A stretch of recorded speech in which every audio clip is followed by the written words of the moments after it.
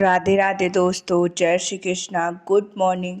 आज मुझे सुबह उठने में लेट हो गए थे, 5:50 हो गए थे दोस्तों। तो जब मैं उठी ना, खिड़की वगैरह खोली तो इतना उजाला हो गया था। फिर मैं नहाने गई, नहा के आई तो छत पर पूजा करने गई, छत पर पूजा वगैरह की। उसके बाद नीचे आ गई थी तो मैंने अपने लड्डू गोपाल को स्नान ध्यान कराया और उनको तैयार किया और जल्दी जल्दी चाय पी और ख़ुद भी तैयार होने लगी थी क्योंकि लेट हो गया था। और मैंने कोशिश की थी कि आज 7 बजे लाइब्रेरी पहुंच जाऊं, क्योंकि इस टाइम पे मेरा बहुत डिस्टर्बेंस हो गया था 2-3 दिन के अंदर दोस्तों। इसीलिए मैंने जल्दी जल्दी तैयार हुआ और लाइब्रेरी के लिए मैं सोची फिक्स 7 बजे तो पहुंच ही जाऊँ, क्योंकि फिर लेट हो जाता है तो फिर सारा मेरा शेड्यूल बिगड़ जाता है, जैसे इस टाइम पे 3-4 दिन से था। तो फिर मैं लाइब्रेरी के लिए निकल गई। लाइब्रेरी में मैं पहुंच के दोस्तों जैसे अंदर गई तो खिड़की वगैरह खोला, सब अच्छे से अपनी कॉपी किताब सब रखी और पढ़ने के लिए स्टार्ट कर दिया। सबसे पहले मैंने जीके जीएस का रिवीजन करना स्टार्ट किया है दोस्तों।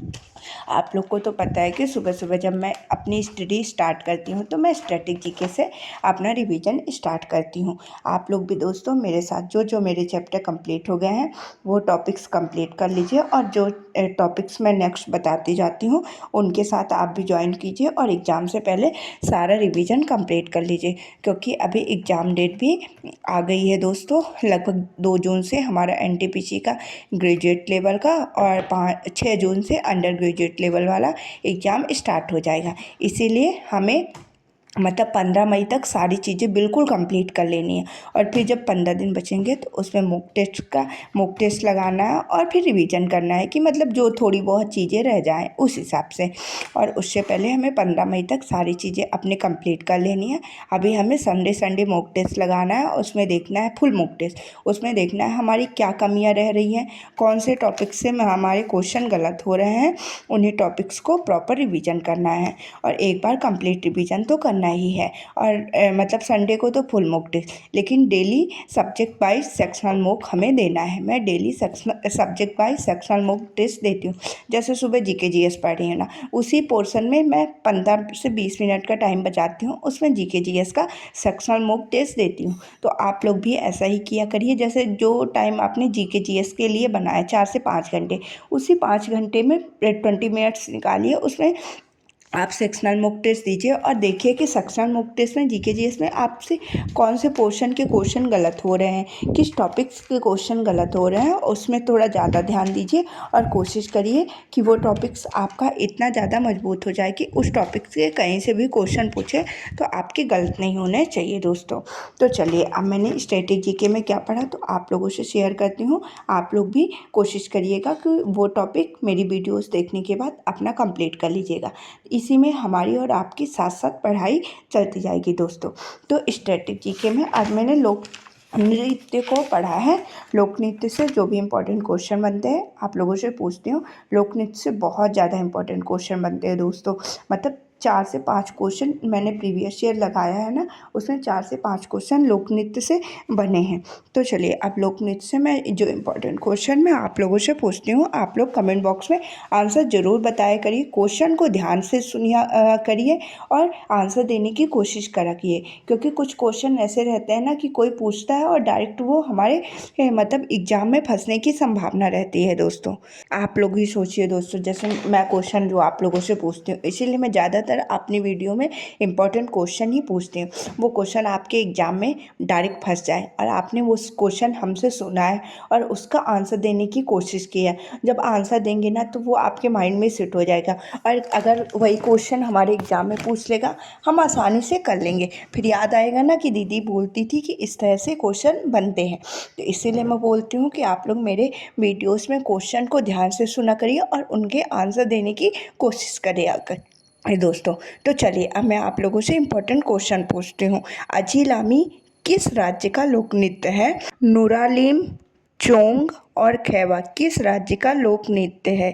पुंगचोलम कहाँ मनाया जाता है? राउत नाच किस राज्य का लोक नृत्य है? गोरमारिया बाइसन किस राज्य का लोक नृत्य है? घुमरा किस राज्य में मनाया जाता है? तो स्टैटिस्टिक्स से यही कुछ इंपॉर्टेंट क्वेश्चन बनते हैं दोस्तों, जो मैंने आप लोगों से पूछ लिया है। आप लोग प्लीज़ आंसर देने की कोशिश करिए। और जो टॉपिक्स आपने नहीं पढ़ा है ना, जो जैसे मैंने बता दिया, तो उन टॉपिक्स को कंप्लीट रिवीजन करने की कोशिश किया करिए, क्योंकि ये इम्पॉर्टेंट क्वेश्चन मतलब इम्पॉर्टेंट टॉपिक बनते हैं हमारे स्टैटिक जी के पोर्शन में। उसके बाद मैंने पॉलिटी पढ़ना स्टार्ट कर दिया था। पॉलिटी में मैंने संविधान संशोधन भाग 20 को पढ़ा। तो कुछ इम्पॉर्टेंट संविधान संशोधन मैं आप लोगों से पूछती हूँ, आप लोग कमेंट बॉक्स में आंसर बताइएगा। दादर एवं नगर हवेली को भारत का अंग किस संविधान संशोधन के द्वारा बनाया गया और कब बनाया गया? पुडुचेरी को भारत का अंग किस संविधान संशोधन द्वारा बनाया गया? स्थापना में कितनी बार संशोधन हुआ है? 52वां संविधान संशोधन का संबंध किससे है? 56वां संविधान संशोधन का संबंध किससे है? वोटिंग करने की आयु 21 से घटाकर 18 वर्ष किस संविधान संशोधन के द्वारा कर दी गई है? उसके बाद जब मेरा पॉलिटी वाला पोर्शन कंप्लीट हो गया तो मैंने हिस्ट्री पढ़ना स्टार्ट कर दिया था। हिस्ट्री में मैंने आज अकबर के 9 रत्नों को पढ़ा है। जब आप लोग को तो पता है कि मैं मुगल वंश पढ़ रही थी। मुगल वंश में मैंने बाबर को कंप्लीट किया, हुमायूं को कंप्लीट किया, फिर सूर्य डायनेस्टी में शेरशाह सूरी को कंप्लीट किया। उसके बाद मैंने अकबर को पढ़ना स्टार्ट कर दिया। तो अकबर में आज मैंने अकबर के 9 रत्नों को पढ़ा है। उसके बाद मैंने मैथ्स की क्लासेस ली, फिर मैं करेंट अफेयर की क्लासेस लेना स्टार्ट कर दिया था। आप लोग को भी मैं बोलती हूँ दोस्तों, यदि आपने अभी भी करेंट अफेयर की क्लासेस लेना स्टार्ट नहीं किया है तो अभी भी आपके पास टाइम है। यदि आज से भी आप करेंट अफेयर की क्लासेस लेना स्टार्ट करेंगे ना तो एग्ज़ाम मतलब होने तक आपका 6 मंथ का करेंट अफेयर कंप्लीट रिवीजन हो जाएगा उत्कर्ष क्लासेस से, और आप अच्छा जीके जीएस में मतलब अच्छा स्कोर करेंगे, क्योंकि करेंट अफेयर बहुत ज़्यादा इम्पॉर्टेंट रोल अदा करता है हमारे जीके जीएस में नंबर इंक्रीज करने का दोस्तों। इसीलिए मैं आप लोगों से बार बार बोलती हूँ कि आप लोग करेंट अफेयर को अच्छे से रिवीजन किया करिए और करेंट अफेयर की क्लासेस डेली लिया करिए। क्या होता है कि न्यूज़पेपर वगैरह से हम उतना अपना करेंट कवर नहीं कर पाते हैं, लेकिन अगर करेंट अफेयर की क्लासेस लेते हैं ना तो उसमें हमारा डेली का करेंट तो रिवीजन हो ही जाता है। और पिछला भी 6 मंथ का करेंट अगर हम गौरव सर की क्लासेस लेते हैं तो वो लल्लन टॉप लगा कर सारी चीज़ें कंप्लीट करा देते हैं। उसके बाद मैं घर आ गई थी दोस्तों, तो घर में मैंने आकर खाना वगैरह खाया। उसके बाद थोड़ा रेस्ट लिया और फिर लाइब्रेरी के लिए निकल गई। अब हम लोग के पास बिल्कुल भी रेस्ट करने का टाइम नहीं है, सिर्फ अपनी पढ़ाई में सारा अपना फोकस करना है। तो लाइब्रेरी में जाकर मैंने हिस्ट्री की क्लासेस लेना स्टार्ट किया।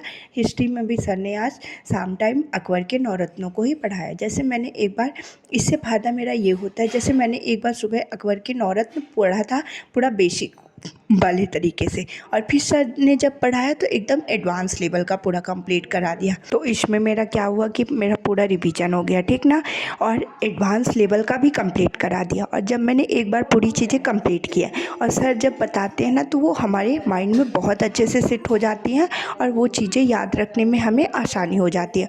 यदि अपने से हम पढ़ते हैं ना तो वो चीज़ें हमें भूलती जाती हैं। इसीलिए यदि आप लोगों ने एक बार हिस्ट्री पढ़ा है तो कोई बात नहीं, अगर नहीं पढ़ा है तो कोई दिक्कत ही नहीं है, एक बार ही आप लोग सर से पूरी हिस्ट्री कंप्लीट कर दीजिए। अगर पढ़ा है तो उसको साथ साथ रिवीजन करते जाइए और सर की क्लासेस भी लेना स्टार्ट कर दिए दोस्तों। आप लोग देखेंगे कि आप हिस्ट्री के में बहुत अच्छी पकड़ बना लेंगे और हिस्ट्री के जो भी क्वेश्चन बनेंगे ना उन सभी क्वेश्चन का आप आसानी से आंसर दे पाएंगे। उसके बाद आज मंगलवार था तो मैं मंदिर चली गई थी, तो मंदिर में मैंने दर्शन वगैरह किया, पूजा पाठ किया। उसके बाद मैं लाइब्रेरी आ गई थी, तो लाइब्रेरी में आकर मैंने जीएस का नवीन सर का प्रैक्टिस सेट सॉल्व किया। आज प्रैक्टिस सेट नंबर 20 है। आप लोग भी, मैं बोल रही हूँ आप लोगों से कि प्रैक्टिस सेट सॉल्व करना स्टार्ट कर दीजिए, क्योंकि 20 प्रैक्टिस सेट हो गया है। और यदि आपने ये प्रैक्टिस सेट सॉल्व किया ना तो आप देखिएगा कि आपका जीएस में एक अलग ही लेवल हो जाएगा दोस्तों। क्योंकि मैं प्रैक्टिस सेट सॉल्व करती हूँ ना सर के, मुझे पता है कि उसमें कितने ज़्यादा इंपॉर्टेंट क्वेश्चन सर कराते हैं, और जो एक्स्ट्रा फैक्ट्स बताते हैं ना तो उनका तो लेवल ही अप रहता है। वही लेवल कराते हैं जो हमारे एग्ज़ाम में जहाँ से डायरेक्ट क्वेश्चन बनते हैं दोस्तों। मैं सारी इन्फॉर्मेशन जो मैं फॉलो करती हूँ वही चीज़ें मैं आप लोगों से भी शेयर करती हूँ कि आप लोग भी वो चीज़ें फॉलो करें और अच्छे से अपनी पढ़ाई को इंक्रीज करें दोस्तों। उसके बाद मैंने रीजनिंग के प्रैक्टिस सेट लेना स्टार्ट कर दिया था।